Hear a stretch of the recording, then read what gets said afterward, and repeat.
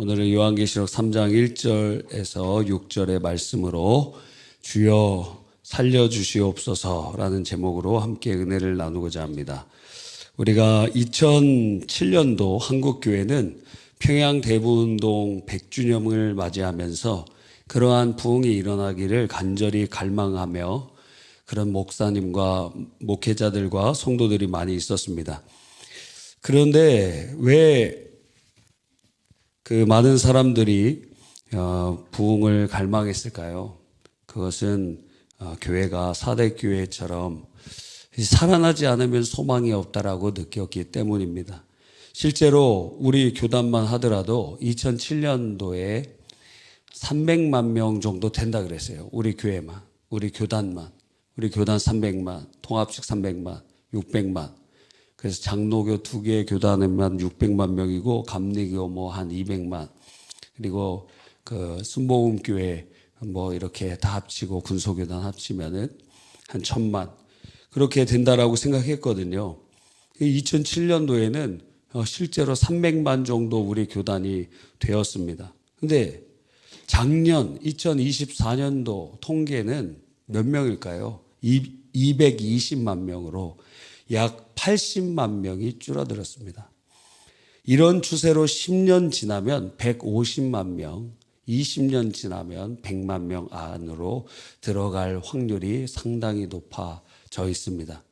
2007년부터 지금까지 시간이 많이 흐르면 많이 흘렀지만 적게 흐르면 적게 흐르는 시간인데 그동안에 80만 명이나 줄어들었는데도 아무도 책임지지 않습니다.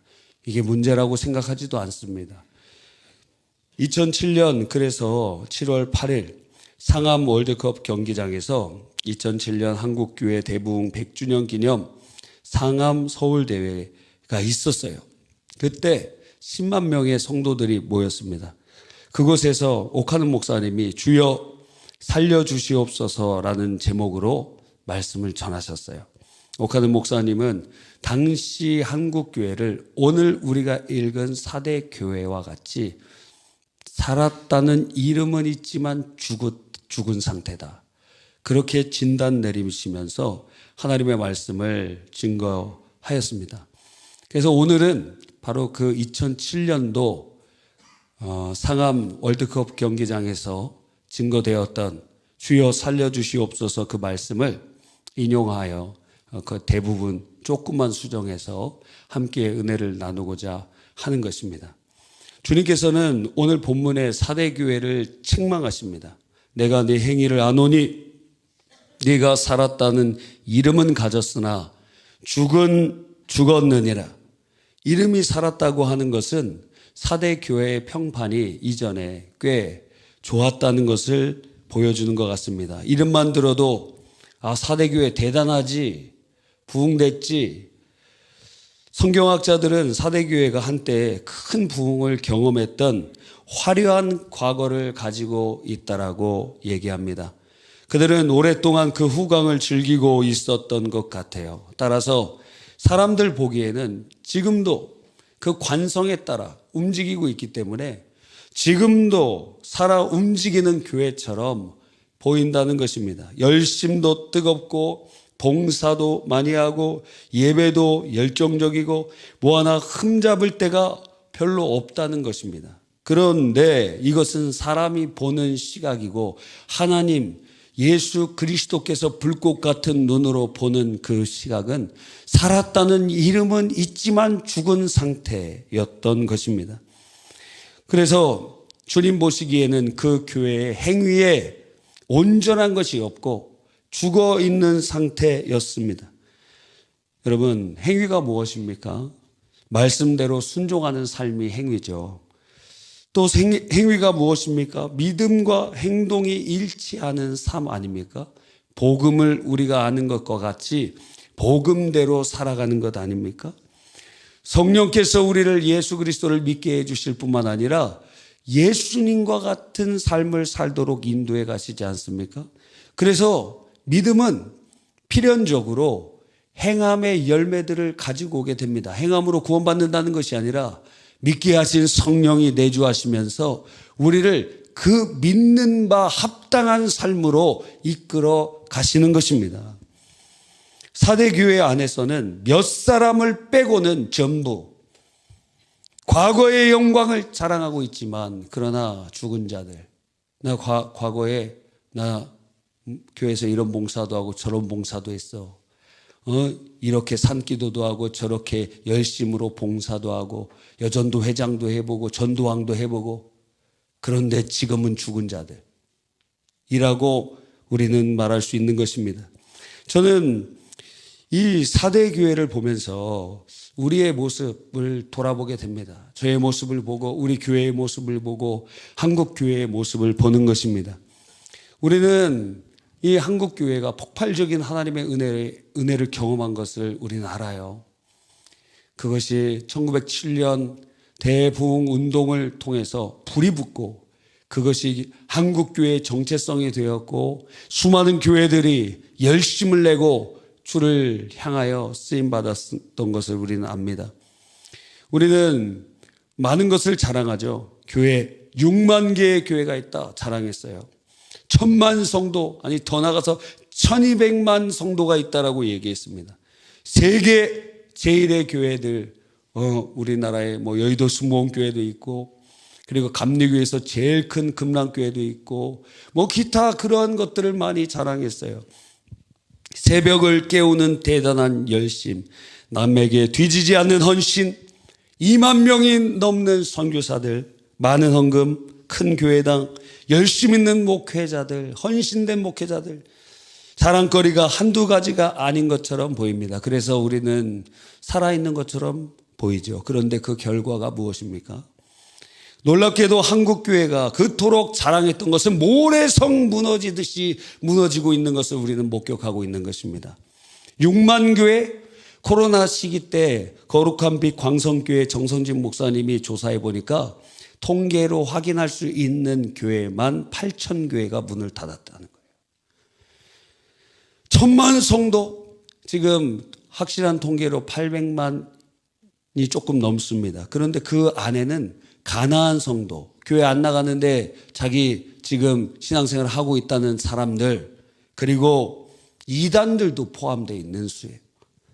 세계 제1의 교회, 우리는 그 교회, 그 교인의 수가 그 교회의 영광이 아니라는 것을 우리는 잘 알고 있습니다. 대형 교회에 많은 잘못들을 우리는 알고 있지 않습니까?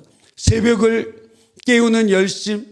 여러분, 이번에 인도 선교 갔는데 거기 그 인도 콜카타에 있는 교회에 수는 적지만 새벽 기도를 하는 사람들이 있더라고요. 새벽에 나와서 기도를 하더라고요. 오랫동안 기도해요. 그러면서 자전거 타고 오고 그러면서 거기서 기도하시는 분들이 있더라고요. 새벽 기도 우리만 하는 거 아닙니다. 인도에서도 하고 있어요.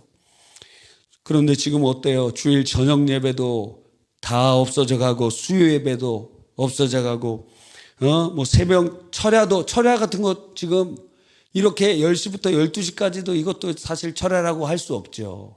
옛날에 여러분 철야 어떻게 했습니까? 막 밤새 2시까지도 하고 4시까지도 하고 교회에서 금요 철야 이렇게 끝나고 나면 또 차 타고 삼각산 가갖고 기도도 하고 그러지 않았어요? 그런 열심이 있었는데 다 어디 갔습니까?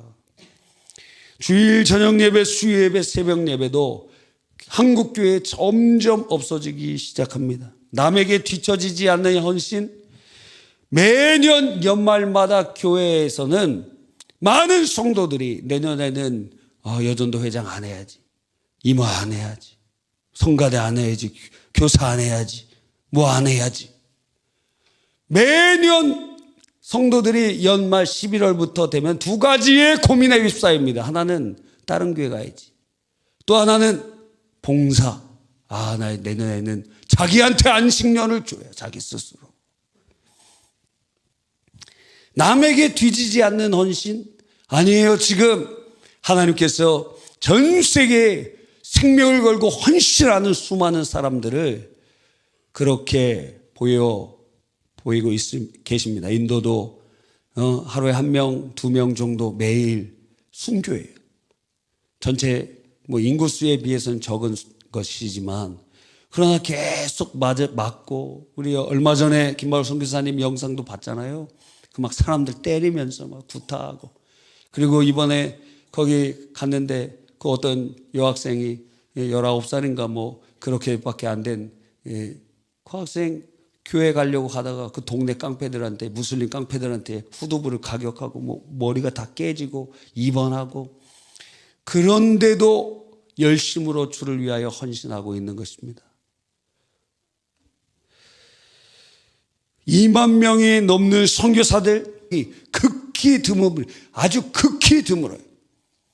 누군가 바톤 터치 해줄 사람 없어요. 딱 20년 지나면 지금 2만 명의 선교사 5천 명대로 떨어질 거라고 생각돼요. 지금 큰일 났습니다. 많은 헌금, 여러분 교회 다 우리 교회처럼 성도님들이 헌신하는 게 아닙니다. 한국 교회의 약 70%가 미자립 교회입니다. 미자립 교회예요. 미자립 교회. 어떤 교단은 50% 미자립 교회도 있지만 전체적으로 보면 70%가 재정이 자유롭지 못해요. 개척을 하고, 우리 교회에서도 여러 이렇게 개척되지 않았습니까?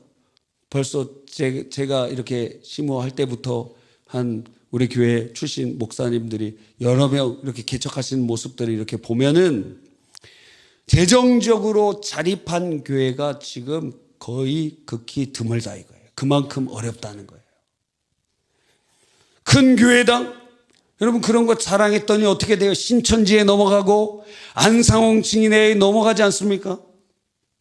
저기 상동의 어떤 교회는 그 교회를 팔아갖고 거기에 뭐라고 적혀있냐면 신천지 무슨 뭐죠? 하나님의 교회 무슨 신학관 뭐 그렇게 이름 정확히 모르겠는데 하여튼 상일고 앞인가 하여튼 거기 앞에 있어요. 그 교회가 이쪽 오정동 쪽인가 어느 쪽으로 이사를 왔어요. 그거 팔고. 근데 팔았는데 누구한테 팔렸느냐? 바로 그쪽으로 팔았는지 모르겠지만 그 이단에다가 넘어간 것입니다. 열심히 있는 목회자. 그런데 지금 목회자들 어떻습니까? 옛날 목사님들은 진짜 목숨 걸면서 했어요. 예, 가정도 안 돌보고. 근데 사실 그건 잘못된 거지만 가정을 잘 돌봐야 될 거 아니에요. 가정 안 돌보고 그러면 결혼을 하지 말라고 제가 전도사님들이나 강도사님들 주례할 때는 얘기합니다. 너 가정 안 돌볼 거면 결혼을 왜 하느냐 이거예요. 결혼하지 말고 독신으로 헌신해야지. 가정도 안 돌보면서 사역하는 건 자랑이 아닙니다. 독신으로 사역하라 이거예요. 독신 사역. 그런데 이전에는 너무도 주님을 사랑한 나머지 정말 뭐 집에도 안 들어가고 교회에서 그렇게 열심으로 헌신하는 목사님들이 얼마나 많은지 모릅니다. 근데 지금은 안 그래요. 지금은 다 자기가 중심이에요. 다. 목회자들 이렇게 청빙하기 어렵습니다. 굉장히 어려워요. 여러 가지 이유들이 있지만 우리 교회 같은 경우에는 이제 교회에 어려움도 있었기 때문에 이렇게 검색하고 이렇게 오면은 교회에 안 좋은 이런 정보들도 있어요. 그래서 이제 내년에는 우리가 좀 언론사들을 통해서 교회에 좋은 소식을 좀 알려야 되겠다. 그런 생각도 많이 듭니다. 하여튼 그러면서 헌신된 교육자들을 찾기가 너무너무 어려워요. 너무 어려운 지금 삶에 있습니다. 모시기도 어려워요. 제일 문제가 사택 문제 때문에 모시기가 어려워요. 다른 지역에서 이쪽으로 오시려면 이사 와야 되는데 그게 없어요. 돈이 없어요. 그분들이. 그러면 거처를 마련해 줘야 될 것 아닙니까? 근데 그런 문제들도 직면해 있고 물론 현실적인 문제들도 많이 있지만 그런데 뭐 몇 년 전에 그런 노조도 막 결성하던 부교육자 노조 막 이렇게 결성해 갖고 새벽기도 하는 교회는 지원 안 하고 그런다는 거예요. 이야. 무엇보다 한국 교회가 살았다는 이름만 있고 죽은 상태처럼 느껴지는 것은 그 증거가 무엇이냐? 이 사회가 한국 교회를 너무도 불신하고 있다는 점입니다. 이미 오래전부터 이 사회는 교회나 목사나 성도들을 신뢰하지 않습니다. 전도를 해도 잘 받아들이지 않습니다. 무종교자들에게 기독교는 제일 인기가 없는 종교가 되어버렸습니다. 일반적으로 사람들은 우리를 이중인격자로 보는 것 같아요. 말과 행동이 다르다고 생각하는 것 같습니다. 사랑하면서 왜 그렇게 싸우느냐고 합니다. 예? 법원에서는 제일 골치 아픈 게 무엇이냐? 교회 사건이에요, 교회 사건. 판결이라도 받아들이지 않아. 예수 그리스도를 믿는 우리가 자기들보다 더 정직하다라고, 어디 있냐? 니네가 뭐가 더 우리보다 더 정직하느냐 하고 따지기도 합니다. 돈을 사랑하는데 자기들이랑 똑같다 그래요. 각종 사회 스캔들에 거기에 기독교인이 빠지는 일이 없습니다. 한마디로 그들과 똑같다는 것입니다. 기가 막히게도 우리는 그런 비판을 받으면서도 유구무원할 수밖에 없는 것은 그거의 사실이기 때문이에요. 솔직히 말해서 예수 믿는 우리들이 도덕성이나 가치관이나 처세관이나 다 세상적인 가치관과 거의 비슷한 그런 사람들이 되어버렸다는 것입니다. 믿음으로 시작했는데 육체가 되어버린 것입니다. 우리도 모르게 이렇게 세상 사람, 세속적인 그리스도인이 되어버린 것입니다. 더 나아가 현재 한국 사회에서는 교회를 사회에 제거돼야 할 악으로 보는 사람들도 있어요. 교회는 없애버려야 된다. 교회는 안티들이 얼마나 많아졌는지 모릅니다. 교회가 짠맛을 잃으면 우리보다 더 악한 세상 사람들의 발에 짓밟히게 되는 거예요. 당시의 소금은 우리처럼 천일염이 아니었어요. 암염이었는데 돌이에요, 돌. 돌을 국에다가 이렇게 넣으면 돌 안에 있는 소금이 녹아요. 그러면 몇 번 많이 이렇게 넣었다 뺐다 하면은 거기에 있는 소금이 맛이 다 상실되게 됩니다. 맛을 잃어버린 암염은 그냥 돌뿐입니다. 그럼 어디다 이 돌을 쓸 데가 없습니다. 그러니까 길바닥에 던져버리는 거예요. 던져버리면 사람들이 밟고 지나가게 되는 것입니다. 여러분, 우리는 어떤 모습입니까? 사대교회와 우리 교회, 한국교회는 어떤 유사점이 또 있을까요?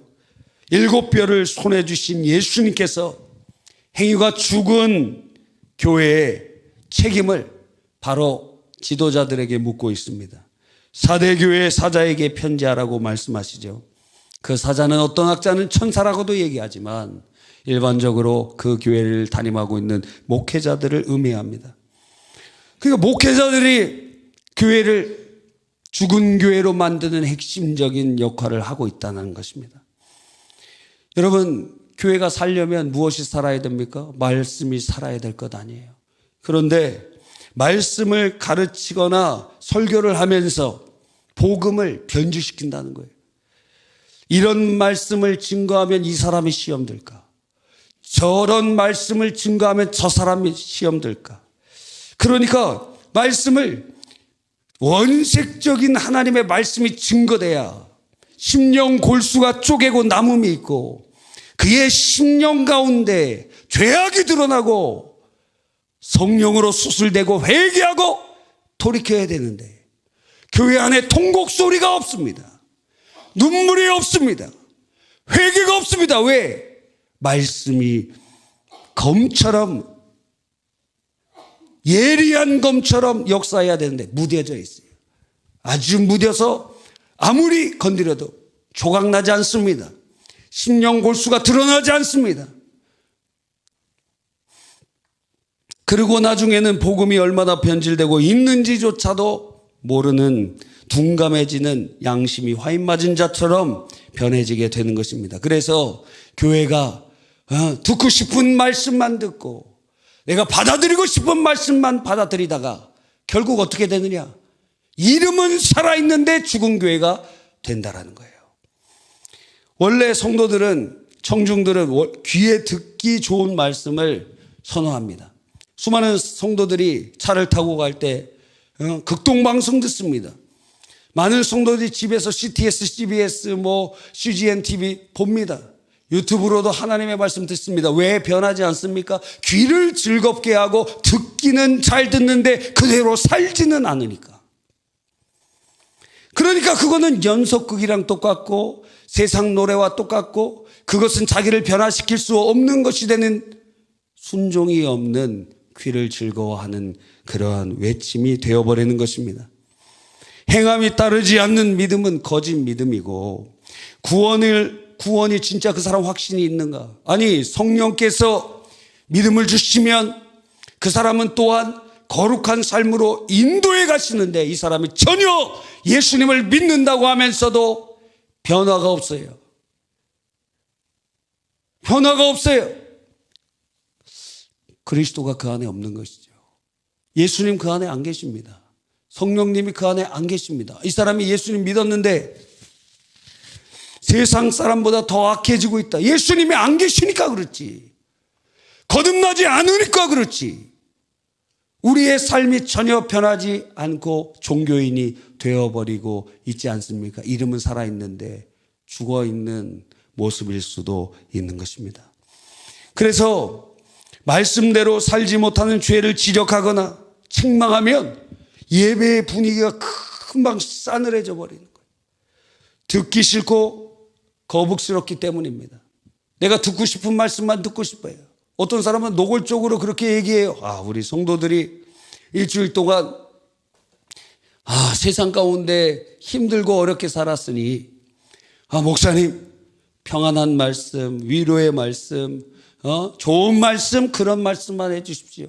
여러분 그러다 죽는 겁니다. 그러다 교회가 사라져 버리는 것입니다. 여러분 하나님 앞에 떳떳이 설 수 있어요? 우리 안에 있는 것들 다 드러내고 하나님 앞에 우리가 온전히 설 수 있어요?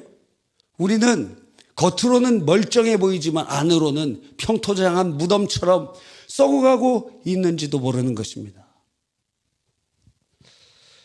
사도행전 20장 20절에 보면 바울은 유익한 말씀은 무엇이든지 공중 앞에서나 각 집에서나 꺼리낌 없이 전했다고 가르치고 있습니다. 그러니까 저를 포함해서 우리 교회와 한국 교회에 꺼리낌 없이 하나님의 말씀이 증거돼야 돼요. 예전에는 그게 너무 심해갖고 거의 율법주의처럼 너무도 한쪽에 경도되는 경우들도 있었어요. 그래서 막 주일 성수 안 하면은 그냥 심지어 거의 막 면직도 시키려고 그러고 주일 성수 어떤 목사님 선교사님이 김포공항에 왔어요. 김포공항. 그런데 그 김포공항 선교사님 픽업하려고 거기 있던 박윤선 목사님이 그 픽업하려고 갔거든요. 근데 그 사실이 노예에 알려졌습니다. 그래서 어떻게 됐냐면 너 지금 주일 성수하지 않았으니까 면직시키겠다. 그럴 정도로 이건 율법주의로 경도되었지만 그러나 그들이 하나님의 말씀을 지키려고 하는 열심과 하나님을 사모하면서 헌신하고자 했던 그러한 모습들은 본받을 만한 어떤 지점은 있다라는 것입니다. 그런데 지금은 주일 성수인지 아닌지 개념도 사라져 버렸어요. 주님을 어떻게 섬기는 방식이 무엇인지 자기가 원하는 대로 그렇게 섬깁니다. 사사기 시대와 같습니다. 그래서 꺼리낌 없이 말씀을 증거하는 목회자들이 극히 드물어졌습니다. 극히 드물어졌어요. 왜 그렇게 또한 말씀을 온전히 증거할 수 없느냐면 본인도 못 지키기 때문이에요. 저부터. 하나님의 말씀 속에 자기 자신을 쳐서 복종시켜야 되는데 저부터 온전히 하나님의 말씀에 바로 서지 않는데 누굴 그렇게 말할 수 있습니까? 그러니까 목회자들이 자신의 내부의 부패로부터 썩어지고 그 썩은 곳에서 구정물과 더러운 것들이 하나님의 말씀을 부패시키고 그러니까 그 교회는 다 썩어버리고 자기 듣고 싶은 것만 듣고 살아있는 이름은 있는 것 같은데 죽은 교회가 되어버리는 것입니다. 목회자의 부패는 성도의 부패로 직결되게 됩니다. 목회자가 부패하면 그 부패한 그 부분에 날카로운 검들이 무뎌지게 돼요. 그것에 대해서 스무스하게 넘어가게 돼요. 그러면서 어떻게 됩니까? 같이 모든 성도들이 죄악에 무뎌진 자들이 되고, 그러면서 교회는 죽어가게 되는 것입니다. 목회자들, 저를 포함해서 우리 자신, 저를 바라보면 돈, 명예, 권력, 성, 정치 이런 것들에 영향을 받고 휘둘르게 되는 것입니다. 걱정하고 염려하고 세상 사람과 똑같이 그렇게 살아가고 있는 모습들이 있다라는 거예요. 그래서 목회자들을 위해서 기도해 주셔야 되는 것입니다. 왜? 목회자가 부패하면 교회가 부패하고, 교회가 부패하면 살아있다는 이름은 있지만 죽은 교회가 되기 때문에 그래요. 여러분, 그러니까 목사님을 위해서 기도해야 됩니다. 저를 위해서 기도해 주셔야 됩니다. 주님, 거룩한 종 되게 해 주십시오. 주의 보혈로 덮어 주십시오. 하나님 은혜를 더하여 주시옵소서. 여러분, 저뿐만이 아니라 우리 교회에 있는 모든 목회자들과 또한 다른 교회에 있는 목사님들 위해서도 기도 많이 해야 됩니다. 하나님, 그들이 부패하면 그 교회가 부패하고 한국 교회가 부패합니다. 주님 살려주십시오. 주님 살려주십시오. 주님 은혜를 내려주시옵소서. 얼마나 많은 사람들이 부패했는지 모릅니다. 우리 교회 관련돼서 여러 가지 일들을 하다 보면은, 말이 안 통해. 공의가 어디에 있는가? 그래서 진짜 진실한 한 사람을 찾기가 이렇게 어려운가? 노회와 총회에서 제가 진실한 목사님들, 너무한다고 그럴 수도 있지만 한 2명, 3명밖에 못 찾았어요. 믿을 만한 사람이 없어요. 그런 얘기가 있습니다. 나중에 넷플릭스 영화에 이런 영화가 나오면 제가 소스를 준지 아시길 바랍니다. 제 친구가 작가인데, 총피아가 뭔지 아십니까? 총의 마피아라는 거예요. 총의 마피아, 총피아. 야. 그래서 교회 문제를 해결해 하기 위하여 당연히 공의롭게 판단해야 되지 않겠어요? 그런데 2가지예요. 2가지 길밖에 없어요. 하나는 포섭하는 것과, 포섭한다는 거 뭐예요? 정치한다는 건데, 정치한다는 거 뭐예요? 정치로 풀어야 됩니다. 돈 주라는 얘기예요.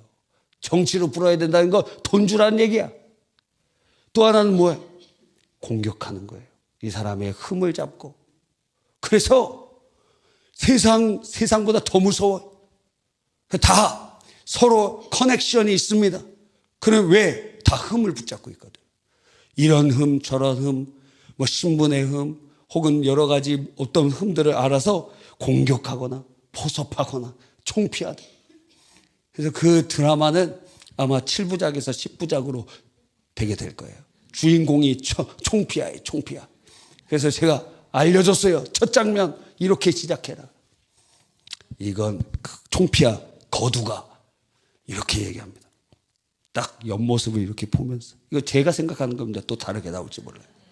옆모습을 이렇게 보면서 이 건은 10억짜리야 이렇게 하고 시작되는 거예요. 교회를 돈으로 보는 거예요. 이 교회의 문제는 10억짜리야 이렇게 하고 시작되는 거예요. 그 총피아 거두, 이 총피아 밑에 총회와 학교와 또 선교 단체와 이거 총피아의 세력들이 쫙 있는데, 지금 영화 얘기하는 겁니다.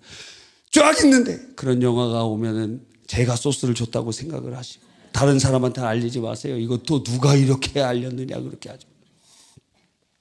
그런데 이렇게 좌지우지합니다. 마크 실력자예요. 이거는 사실 누구를, 실제 이런 사람이 있거든요. 누구라고 제가 얘기하진 않겠습니다. 그런데 좌지우지하는 사람이, 그 밑에 조직들이 있어요. 와, 교회가 1년에 문제가 일어나서 총회까지 올라오는 그런 건수들이 60건 정도 매년 발생하는데, 더 많죠. 훨씬 많은데 총회까지 올라오는 게 60건이라. 그런데 그런 것들을 다 작은 교회는 그냥 관심도 안 둡니다. 큰 교회들 자산이 있고 재산이 있고 그러면 돈으로 보는 거예요. 돈으로 보는. 이 문제 해결도 안 해줘. 돈으로 보면서 그렇게 하는 사람들. 자기의 생각과 마음대로 그렇게 하는 사람. 그런데 이 총피아가 어느 순간부터 이제 변하게 됩니다. 총피아가 회개하는 이야기예요. 총피아가 어떻게 회개하느냐? 자기 아들이 목회자의 길을 걸어가는데, 그런데 죽게 됩니다. 죽어요. 왜? 아버지와 아버지 같은 총피아는 이거는 악입니다. 회개하십시오. 그래서 아버지와 갈등이 일어나요. 실제로 분당의 모 교회에 그 목사님과 아들 목사님이 갈등이 일어났는데 그 아들 목사님 돌아가셨어요. 그래서 총피아가, 그분이 총피아라는 게 아니에요, 여러분. 거기에서 그걸 인용해 왔어요. 총피아가 자기 마음대로 하나님처럼 자기 마음대로 교회를 돈으로 보고 교회 하나 없어지는 건 눈 하나 깜짝하지 않았던 그런 사람인데, 자기 아들이 하나님 앞에 바로 사시라고 아버지 그러고 천국 갈 수 있겠느냐고 그렇게 하는데 막 갈등이 있다가 이 총피아 아들이 하나님의 말씀을 지키면서 헌신하다가 죽어요. 사고로 죽는지 그거는 세부적인 건 알려주지 않았습니다. 아마 인도 선교가 갖고 말라리아에 맞아서 죽었든지 하여튼 총피아의 아들이 신앙을 순수하게 지키다가 죽습니다. 그때부터 이분이 변하기 시작하는 거예요. 그게 드라마입니다. 넷플릭스에 나오면은 제가 지분이 좀 있다. 이거 아무도 모르는 얘기들 아닙니까? 그래서 이거 영화가 나오면은 아마 깜짝 놀랄 사람들이 많이 있을 거예요. 제목이 총피아예요, 총피아. 여러분, 그러니까 부패해 가는데 그럼 총피아만 부패했느냐? 그게 아니라는 거예요. 다 부패했다, 다 거기 안에 저도 포함되어 있는 것입니다. 뭐 자랑할 게 없어요. 예? 그래서 어떤 목사님이 얘기합니다. 교회 부흥이 안 되는 이유는 목회자가 가로막고 있기 때문이다. 목회자만 잘하면 교회는 하나님께서 은혜를 주시니까 저절로 부흥한다. 목회자가 깨져야 되는 거예요. 목회자가 회개해야 됩니다. 목회자가 엎드려져야 됩니다. 그러니까 여러분이 기도를 많이 해 주셔야 돼요. 유혹들이 많습니다. 많은 시험들이 있습니다. 어려움들이 있습니다. 예? 기도 많이 해 주시기를 간절히 바라는 것입니다. 그래서 주님은 행위가 죽은 이 4대 교회의 오직 유일한 살 길이 회개하는 것밖에는 없다고 말씀하고 계세요. 참된 부흥은 전도로 시작되는 게 아닙니다. 부흥은 전도로 시작되는 일이 없어요. 교회 역사를 살펴볼 때 부흥이라는 것은 어디서부터 시작되느냐? 신자의 회개로부터 시작돼요. 신자들이 마음을 짓고 내가 죄인입니다. 신자들이 엎드려지고 주님 앞에 회개하는 그 자리에서 부흥이 시작되는 거예요. 부흥은 전도로 시작되는 게 아닙니다. 여러분, 그래서 우리들이 마음을 짓고 회개하는 자리가 되어야 되는 것입니다. 근데 답답한 일이 있죠. 회개가 안 된다는 거예요. 어떨 때는 회개의 제목이 생각이 안 나요. 회개할 게 없어요. 저도 몇 년 전에 막 그런 생각이 들더라고요. 뭐 회개할 게 없어, 회개할 게. 뭐 회개할 게 있어요? 회개할 게 있습니까? 회개할 게 있어요? 신앙생활을 아침에 일어나서 새벽기도 드리고 낮에 뭐 신방 가고 또 전도하고 뭐 설교 준비하고 말씀 증거하고 매일 이렇게 반복하다 보면 뭔가 의인인 것처럼 착각이 듭니다. 돌아보니까 하루 종일 뭐 죄진 게 없는 것 같은 착각에 빠지게 되는 경우가 있습니다. 심각한 병에 걸린 거죠. 그러니까 망해가는 겁니다. 죽어가는 겁니다. 회개가 안 돼요. 자신이 무슨 죄를 범했는지도 이제 무감각해집니다. 겉으로는 멀쩡한 것 같은데 죽은 상태를 깨닫지 못하는 것입니다. 그리고 우리 힘으로 회개가 안 되는 것입니다. 회개하려고 그러는데 회개가 안 돼요. 아니, 여러분이 자신의 죄를 애통하면서 울었던 적이 도대체 언제입니까? 20년 전이? 30년 전입니까? 언제입니까? 너무도 오래서 잃어버린 사람들도 있을지 모르는 것입니다. 우리가 우리 힘으로 회개가 안 된다는 것이, 입으로 잘못했다는 말은 수없이 할 수 있지만 죄를 끊어버리고 이제는 그 죄를 던져버리고 그 죄에 대하여 혐오하고 거룩한 결단을 하는 사람들이 점점 사라지고 있다라는 것입니다.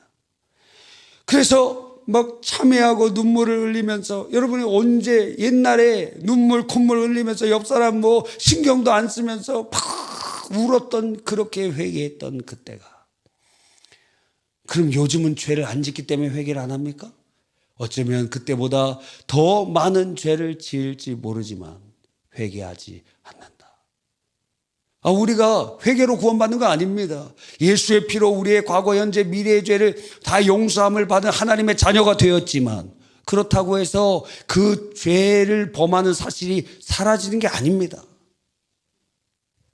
우리가 하나님의 자녀가 돼서 부모님 지갑에서 돈 훔쳐가서 이제 감옥에는 가지 않지만 그게 징계를 받은 대상이 되기는 하는 것입니다. 그러니까 죄는 죄라는 거예요. 그리고 우리의 삶을 돌아볼 때 주님과 더욱 가까이 가면 갈수록 우리는 더 분명하게 우리의 세밀한 죄들이 드러날 터인데, 원래부터 의인인 것처럼 언제 나의 죄를 가지고 통곡했는지 모르고 오히려 다른 사람 판단합니다. 이 사람은 이게 잘못되고 저 사람은 저게 잘못되고 그렇게 얘기합니다. 그렇지 않습니까? 우리의 모습이 다 그렇잖아요. 판단하기는 쉬워요. 정죄하기는 쉬워요. 이 사람이 이게 잘못했다 그래요. 저 사람 저게 잘못했다 그래요. 저는 교회에서 안 믿는 사람들이 종류가 몇몇 종류의 사람들을 믿지 않습니다. 첫 번째는 말 많이 하는 사람. 그런 사람들은 거의 알맹이가 없어요. 껍데기만 요란해. 뭔가 말 많이 하잖아요. 그런 사람이 약속을 잘 안 지키는 사람일 확률이 높습니다. 그냥 허세만 있고 무엇인가 부풀려져 있기만 하고 실제적인 뭔가는 없어요. 말 많이 하는 사람. 그런 사람들 우리가 신뢰할 사람가 아닙니다. 그런 사람들은 교회에서 분쟁을 일으키는 자들이에요. 그래서 잠언서에 보면 말쟁이가 사라지면 분쟁이 사라진다 그랬어요. 그래서 여러분의 교구나 기관에서 문제가 일어난다. 그럼 누구부터 살펴보면 되느냐? 거기서 제일 말 많이 하는 사람을, 그 사람을, 지금 연말이잖아요. 다른 교구로 옮겨주십시오. 그렇게 하면 제가 개인적으로 이렇게 부릅니다. 제가 이제 어떤 여전도나 남전도 이렇게 부를 거예요. 회장들이 이렇게 불러갖고, 다 부르진 않고 몇 명 이렇게 불러갖고, 교구장님 바꿔드릴까요? 이렇게 물어봐요, 제가. 그럼 바꿔주십시오. 그럼 바꿔줘요. 예. 바꿔드릴까요? 바꿔드릴까요? 그게 아니라 여러분의 소원은 무엇입니까? 우리의 소원은 구역 재편성. 10년, 20년 막 넘어가고 똑같은 사람들 그렇게 만나고 그 사람은 어떻게 바꿀 수도 없어. 이사 가는 길밖에 없어요. 이사 가는 길밖에. 이사로 합법적으로. 그래서 다 교구로 옮기고 싶다. 다 남전도에도 있어요. 저기 꼴보기 싫은 누구 때문에 다른 남전도로 옮기고 싶다. 다른 여전도회로 옮기고 싶다. 그러면 얘기하십시오. 교구장님들 막지 마세요. 막지 마. 그거 막다가 그 사람 딴 교회 갑니다. 그런데 교구장님들 그렇게 막 막아요. 그럼 제가 그 교구장을 다른 교구로 보냅니다. 그러면 당해봐라 그러면서 그냥 보냅니다. 예? 여러분 막지 마세요. 다른 교구로 가고 싶어 지금. 여기도 지금 회색이도네 지금. 회색이도라 지금. 야, 복음임 중에 복음으로 들리는 것 같아요.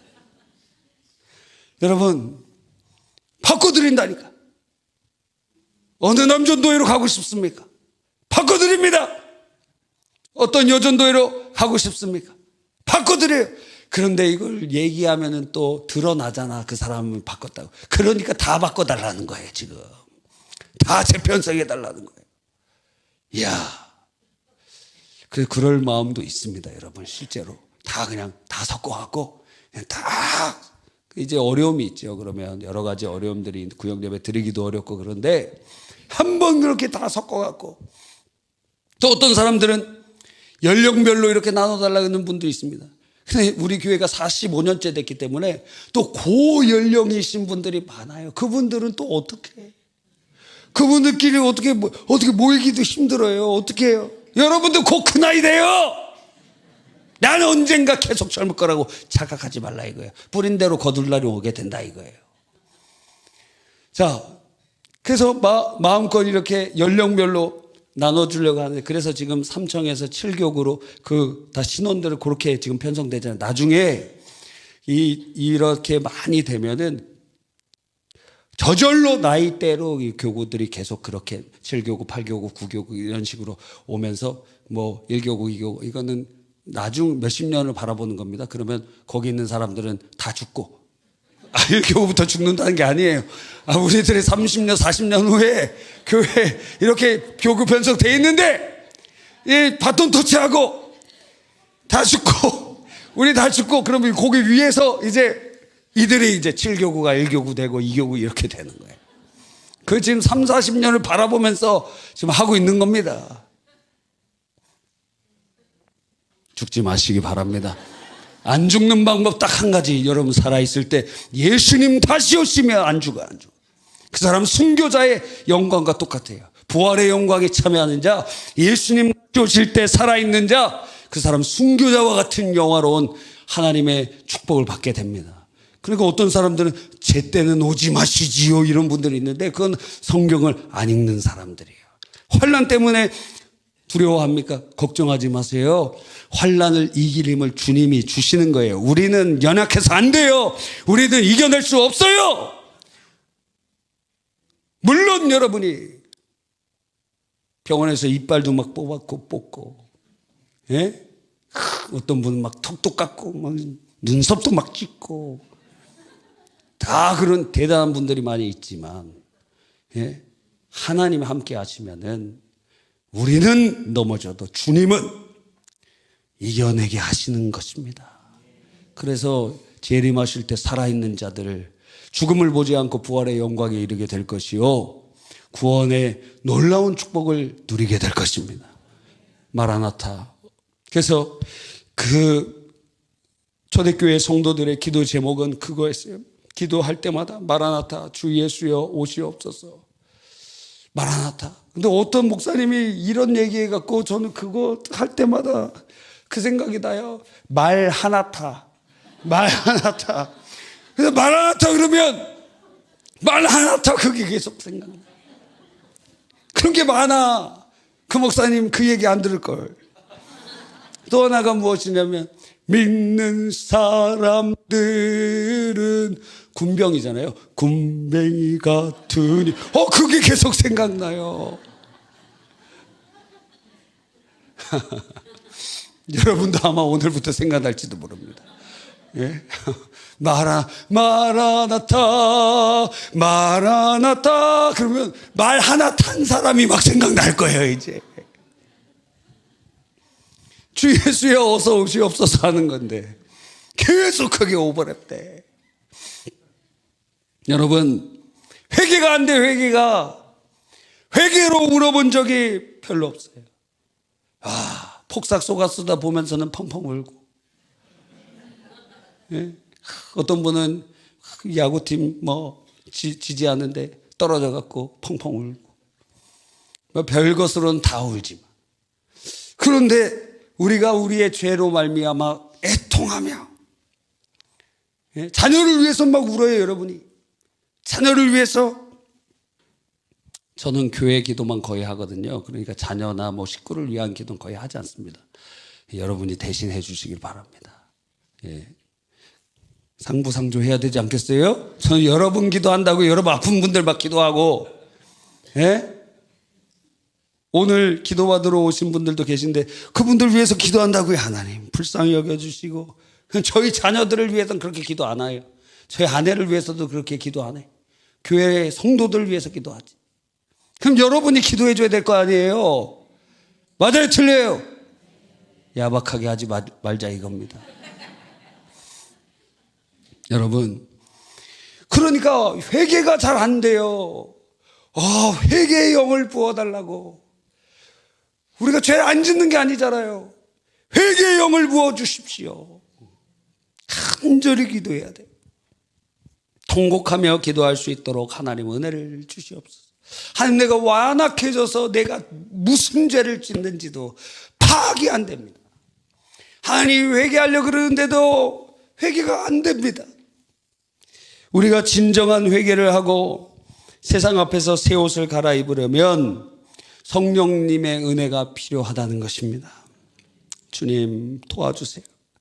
우리의 힘으로도 안 되고 능력으로도 안 되고 오직 여호와의 신으로, 그분의 영으로, 성령으로 그것만이 가능합니다. 그럴 때 하나님께서 역사하시는 것입니다. 포도나무에 가지가 연결되어야 열매가 맺히죠. 살아나려면 사대교회가 예수님께 연결돼 있어야지. 그런데 죄악 때문에 거기에 꽉 막혀버린 거예요. 아예 끊어진 건 아니에요. 몇 명 살아있어. 그러나 거기가 그냥 꽉 묶여 있어요. 죄악 때문에. 그거 있잖아요. 우리 안에 해결되지 않은 거 있잖아요. 해결되지 않는 것 중에 대표적인 것이 무엇이냐? 마음속에 미워하는 그 사람, 원수 맺은 그 사람. 옆에 있는 사람도 모르고 그 사람도 모르지만 여러분 안에 있잖아요. 여러분 안에 미워하는 사람이 있잖아요. 그 사람이 놀랍게도 배우자가 되는 경우들이 많이 있습니다. 부모가 되는 경우도 있습니다. 그리고 가장 가까운 교우이기도 하고 가장 가까운 사이이기도 하는 것입니다. 시자 붙으면 거의 대상자들이 되는 경우가 많아요. 마음속에 그런 사람들이 있을 수 있는데 그 시간이 너무 오래됐다는 거예요. 오래됐어요. 그런데 그게 완전히 고착화되어 버려서 회개하지도 못해요. 용서하지도 못해요. 주님께서 분명히 주기도문을 알려주시면서 주님께서 매일 기도해야 될 그 제목 중에 하나가 원수에 대한 사랑 아닙니까? 내년에 우리가 작년에 서로 사랑, 올해 이웃 사랑, 내년에 원수 사랑입니다. 대망의 원수 사랑. 내년에는 다 해결해야 됩니다. 아니, 내년까지 가지 말고 오늘 해결하세요. 내년에는 그래도 해결해야 됩니다. 여러분 안에 없는 사람이 별로 없어요. 그때부터 은혜가 멈춥니다. 성장이 멈춥니다. 회개가 멈춰집니다. 왜? 그 근본적인 죄를 버리지 않으니까. 이게 죄라고 인정하고 그걸 버리려고 해야 되는데 이걸 죄라고 여기지 않습니다. 그 사람은 잘못했고 그 사람이 원수고 그 사람은 마땅히 벌을 받아야 되고 그렇게 생각을 합니다. 그게 여러분의 영적 성장과 축복과 은혜를 막고 있습니다. 내년에 우리가 원수 사랑의 그 하나님의 은혜에 여러분 한 명 한 명씩 그렇게 되면 놀라운 일들이 일어날 것입니다. 여러분의 삶 속에 결박된 끈들이 끊어지게 될 것입니다. 그게 무엇이든지 간에 여러분이 영적으로 묶여있던 그 끈들이 끊어지고 여러분의 가정을 둘러싸고 있던 그러한 흉벽들이 무너지고 하나님의 놀라운 역사가 우리의 삶 속에 이루어지게 될 것입니다. 그래서 주님의 은혜가 필요해요. 성령님. 근데 성경에는 이렇게 예수님께서 말씀하셨어요. 너희가 악한 자라도 좋은 것을 자녀에게 줄 줄 알거든 하물며 천부께서 구하는 자에게 누가복음에는 성령을 주시지 않겠느냐. 마태복음에 좋은 것을 주시지 않겠느냐 했는데 누가복음은 그것을 분명하게 드러내기를 성령을 주시지 않겠느냐. 우리 안에 성령님 계십니다. 그러니까 성령을 주시지 않겠느냐라는 것은 적용해 보면 성령의 임재, 성령의 충만을 주시지 않겠느냐. 그러니까 나도 주님의 자녀니 주님 성령이여 내게 임하셨어. 회개의 영을 부어주시고 회개할 수 있도록 주의 보혈을 의지하여 철저히 회개할 수 있도록 하나님 은혜를 내리워 주시옵소서. 여러분, 우리 교회와 우리와 한국교회가 진정으로 성령으로 회개하고 이 죽은 행실을 벗어버리면 아직 우리는 쓰임받을 수 있습니다. 주님이 촛대를 옮기시기 전에 우리가 주님 앞에 회개하는 은혜를 받기를 간절히 바라는 것입니다. 성령의 은혜가 임하고 회개의 역사가 일어날 때 우리 교회가 살아나고 한국교회가 살아나고 열방을 복음화시키는 하나님의 도구로 쓰임받을 줄 믿는 것입니다. 주님, 우리를 살려주시옵소서. 주님, 나를 살려주시옵소서. 내가 죽어있으니까 가정 복음화가 안 되지. 아니, 여러분이 살아있고 여러분 안에 생명의 복음이 있다면 그들이 살아나야지. 그런데 지금 죽어있다는 거예요. 죽어있으니까 배우자가 완고합니다. 죽어있으니까 자녀들이 완고합니다. 우리 안에 성령으로 말미암아 생명의 물줄기가 에스겔의 성전처럼 흘러가면 죽은 곳이 살아나는데 왜 안 살아나느냐 이거예요. 내가 죽어있기 때문입니다. 교회에 열심히 나오고 예배드리고 헌신하는 것 같은데 살았다는 이름은 있으나 죽은 자 아닙니까? 주님, 나를 불쌍히 여겨주십시오. 왜 우리 가정이 살아나지 못하는가? 왜 우리 교구가 살아나지 못하는가? 왜 우리 교회가 살아나지 못하는가? 왜 한국교회가 살아나지 못하는가? 어디서부터? 나부터. 주님, 살려주십시오. 주님, 살려주시옵소서. 주님, 살려주시옵소서. 우리 이 시간 기도할 때